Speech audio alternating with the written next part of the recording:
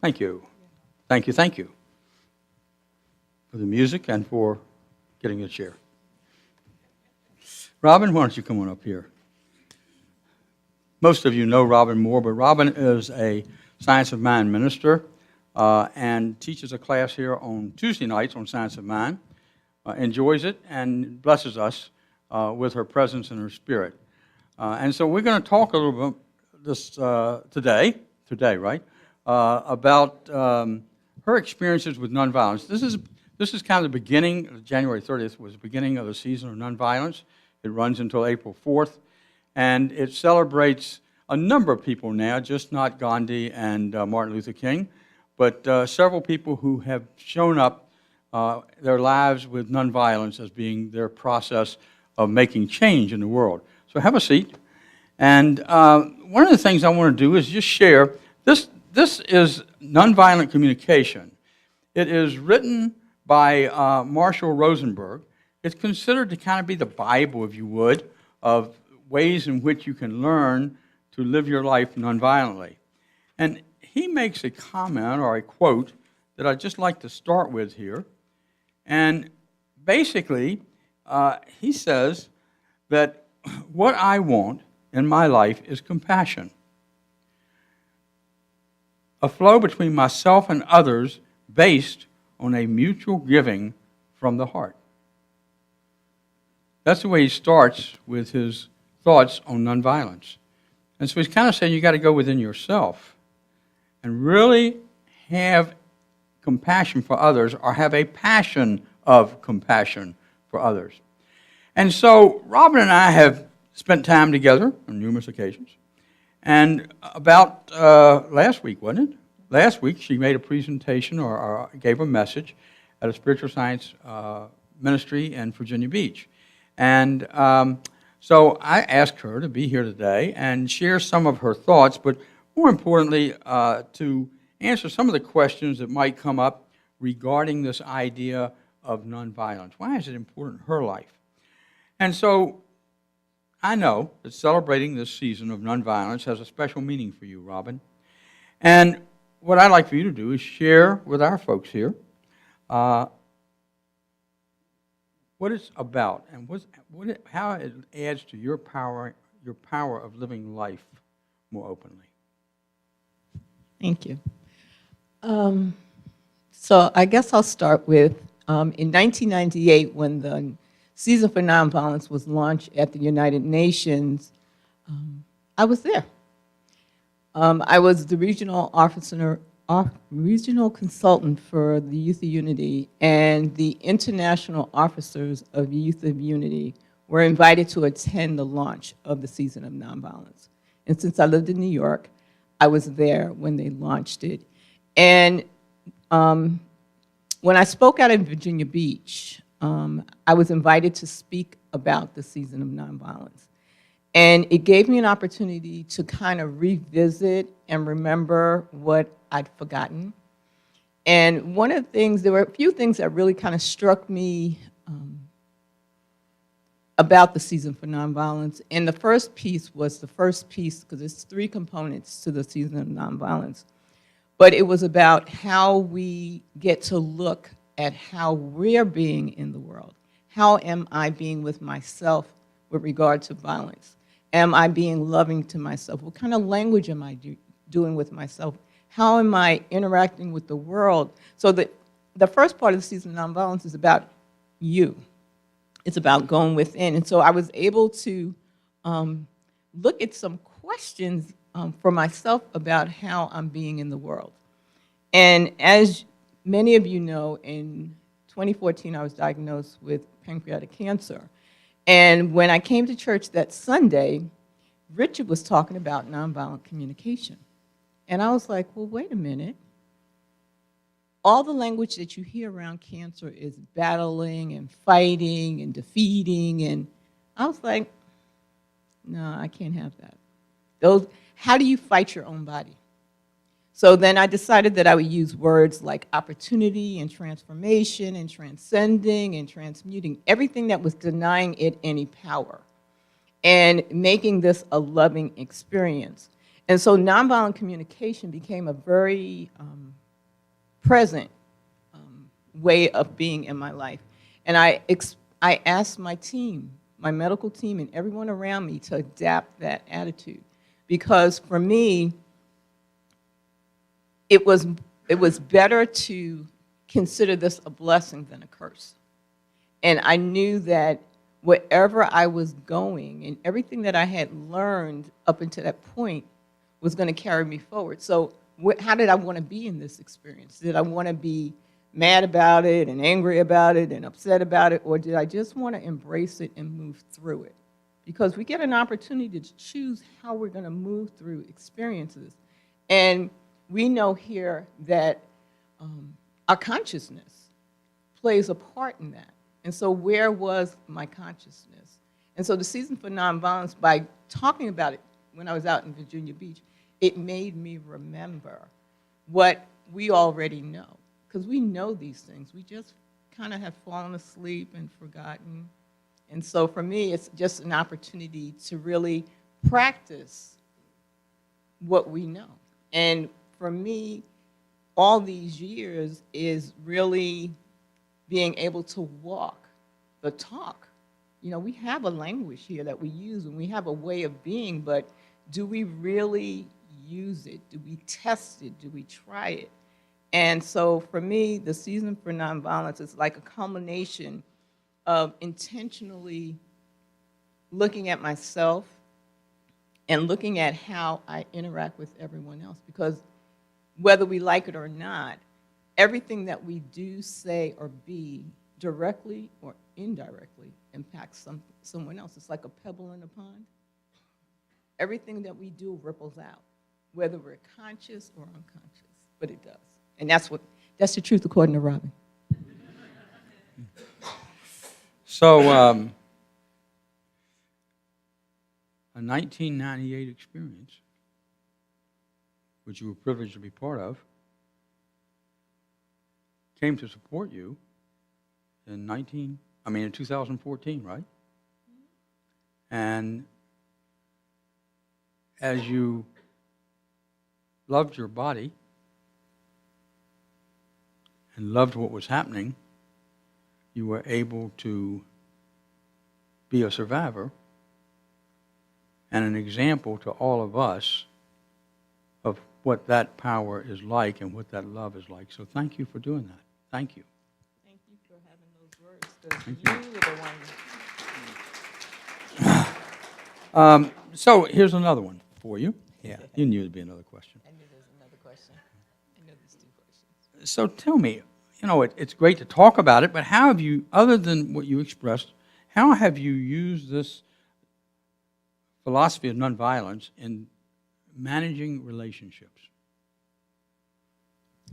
So Rich and I have had a long conversation this week, and I was telling him about an experience that I had here. Well, it didn't start here. At the last presidential election, I went to go vote, and I ran into a person that goes to church here, and they were supporting and voting for Donald Trump, and I was like, really? And so in my mind, I'm thinking, how could that be? I mean, what we believe and what I believe that Donald Trump stands for, they don't kind of match. And so I was kind of taken aback, and I was like, okay, well, you know, and I just said, I need to understand. I need to understand. So I'd see this person at church, and they kind of like ducking and dodging. So one day I went up to this person, and I said, please help me understand what I don't see. I said, apparently you see, because we believe the same thing, so apparently this person saw something I didn't see. And so I asked this person to help me understand. And what was so amazing about that process, one was that this person kind of relaxed. And then my comment was, this is a place where we're supposed to be able to stand in our truth, whether it is the popular way or the unpopular way. And this person didn't feel comfortable enough to walk in their truth, and that disturbed me, because this is not the place where you're supposed to walk, not your truth. But what came out of that question was a conversation, a better understanding of things I didn't understand, a better understanding for things that they didn't understand. And now I would like to say that we have a relationship and a friendship that otherwise would not have happened if I had been unwilling to ask the question or if I had stood in judgment of that person and their choice. And it was so, I mean, to me, it was like, wow. You know, how many of us take the opportunity to ask a question or to communicate with another person that's not familiar to us to find out what's familiar? Because in the unfamiliar, there's always familiar. And I'm just so grateful that I was able not to judge. I was able to get beside my own agenda and ask the question. You know, we're not talking. I think that's why we're having so many issues in this world right now, is because we're not talking. We don't have to agree with each other, but we have to love and respect each other. Everyone is here because they're supposed to be. Everyone's here by divine appointment. And we're all together in this space by divine appointment. So we all agreed to be here together. So we don't have to look alike, we don't have to act alike, we don't have to be alike. But we have to find a way to get along, because that's why we're here. If God wanted us all to be the same, trust me, we would be. We would be, because if God is all powerful and all, then we'd be the same. But that wasn't the choice. The choice was for us to show up as expressions of God and then choose to be in relationship with one another. And we get to choose individually. I'm responsible for my choice. I'm not responsible for that other person's choice. But when we make the choices together and we communicate, then it creates a whole nother choice. And so being willing to be uncomfortable, was it easy to walk up to that person? Because I really didn't know them. But I was willing to be uncomfortable to see a different side. And what came out of it was a gift. You know, so it's always interesting to me to try to see another perspective. You know, I love my perspective. Okay, I love my, but it's not the only perspective, you know. So just being willing, and I think when we're able to get past the judgment, one of the things that Marshall Rosenberg said in this nonviolent communication was that we have been educated to violence. We were not born violent. We were taught how to language that way. We were taught how to think that way and act that way. So it's an opportunity for us to unlearn that and to be a more peaceful. The Season for Nonviolence is about each person participating in creating a more peaceful world. And so that's why it's important. Thank you. Thank you for mentioning that, because I've actually had congregants come to me and share with me that they were of a different political persuasion than probably others in the church, and they felt uncomfortable with that. And so they assumed that there was some judgment going on. And as we talked about it, I just about changed my welcome to say, no matter your political affiliation, okay? And you know what? I really mean that. Because each person makes their own choice as they're guided, and it's okay, no matter what it is. And so I just mentioned that, and I thank Robin for going to that person and talking about it. And, you know, it's a great example. If you have a situation that's going on and you know somebody else disagrees with you, instead of avoiding them, why not sit down and have a dialogue with them? Because peaceful dialogues is where it all begins. And so thank you for doing that and being that example.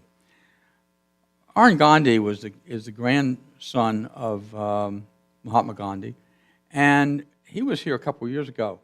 And a statement he made, I remember, and I just want to get your take on it. He said that if you have a violent thought, then you are spreading violence.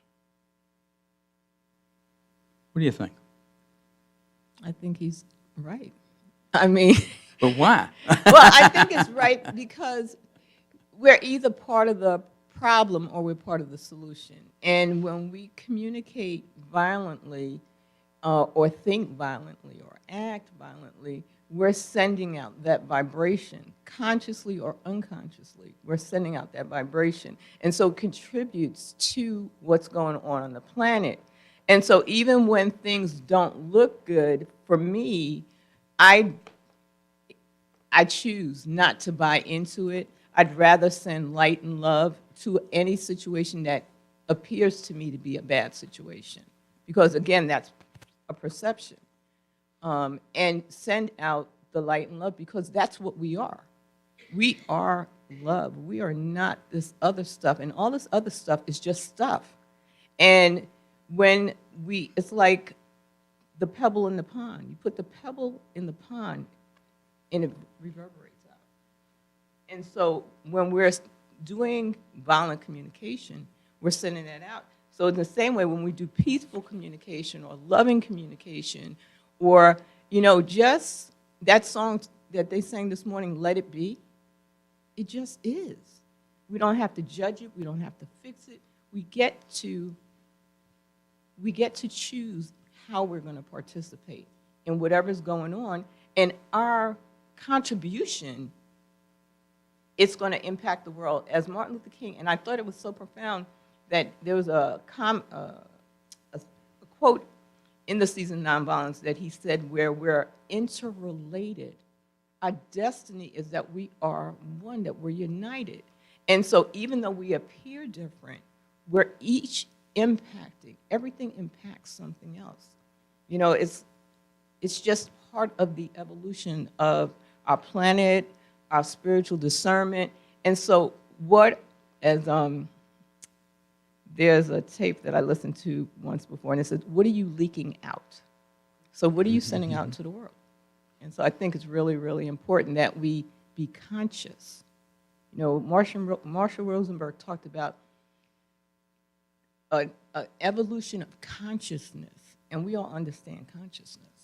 So when we're being our natural selves, we're naturally loving, compassionate, caring.